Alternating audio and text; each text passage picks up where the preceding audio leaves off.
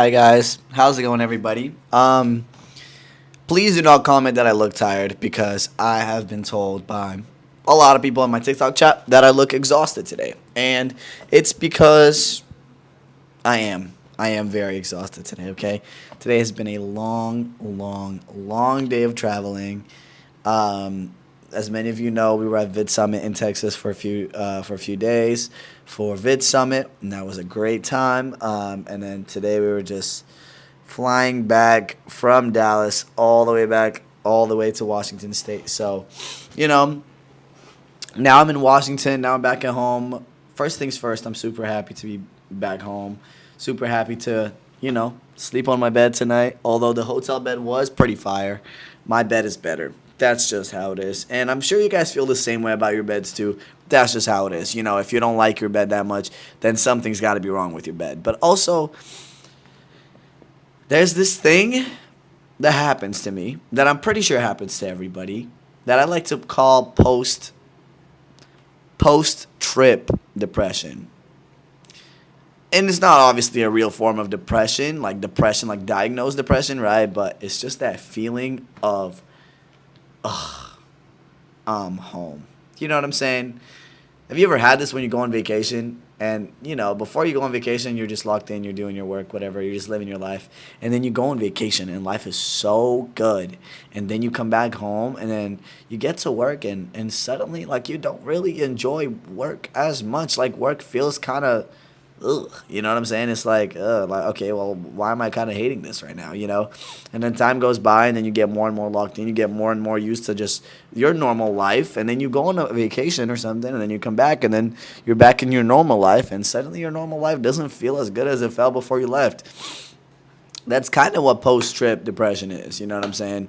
And again, I'm using a word depression because I don't really know why, actually. It's just a very strong word, I feel like. But y'all, I hope y'all know what I mean, though. Like, it feels so good to go on trips, but it always feels so sad to come home. You know what I'm saying? Also, Vid Summit is just a good event. I met so many people, but it's also like now that I'm here, I'm just home, and I'm gonna just be like locked in, just making videos and just, which is not bad at all. I don't hate doing what I do. I don't hate going live. I don't hate making videos, but it's like that compared to just like living life, like hanging out with people, talking to people, listening to talks and stuff like that, going around Dallas, although Dallas was just mid at best, you know,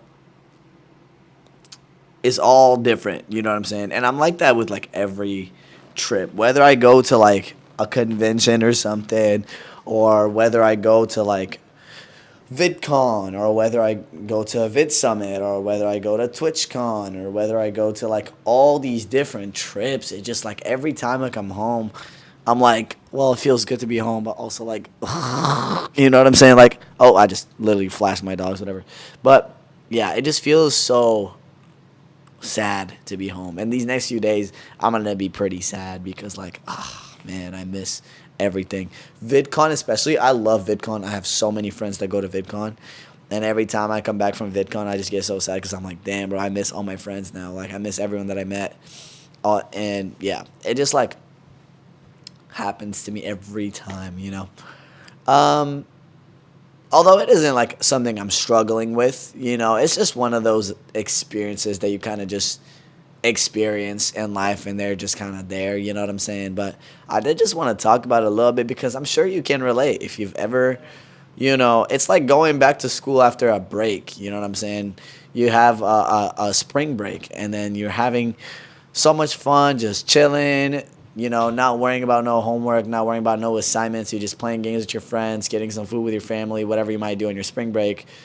And then, boom, school starts. And now suddenly you're locked in again, just doing homework. And you're like, okay, this sucks. You know what I'm saying? So I feel like this is a pretty universal experience that people go through. Um, and yeah, I don't know. Texas was mid at best, though. I do have to say, Dallas is like so unwalkable. Out of like, I've been in a lot of places. Dallas is probably one of the most unwalkable cities I've ever been to. Like, genuinely, like, there's no sidewalks. There's no, like, stuff for pedestrians. There's not much stuff in the vicinity of where I was. Like, cause I wasn't like even like that far out of town, right? But there was also just like no walkable stores, convenience stores, food places, nothing. Like there was just like nothing in Dallas, bro. That was like accessible. Obviously, if you Uber a little bit, like you can get to places and whatnot. But yeah, and the downtown was like it was cool, it's pretty. It was one of the better lit cities I've been to. But it's just like whatever. Now I'm just going on a whole rant about my trip.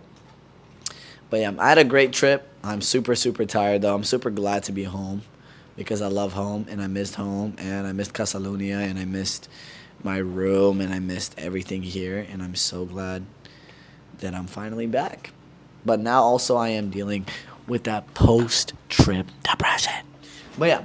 All right. Well, thank you for watching this video, guys. I'll be live. I'll be live tomorrow, but also I'll post another video tomorrow. So for now, I'm going to go just get some rest. So that's that. All right. Catch you guys. Bye.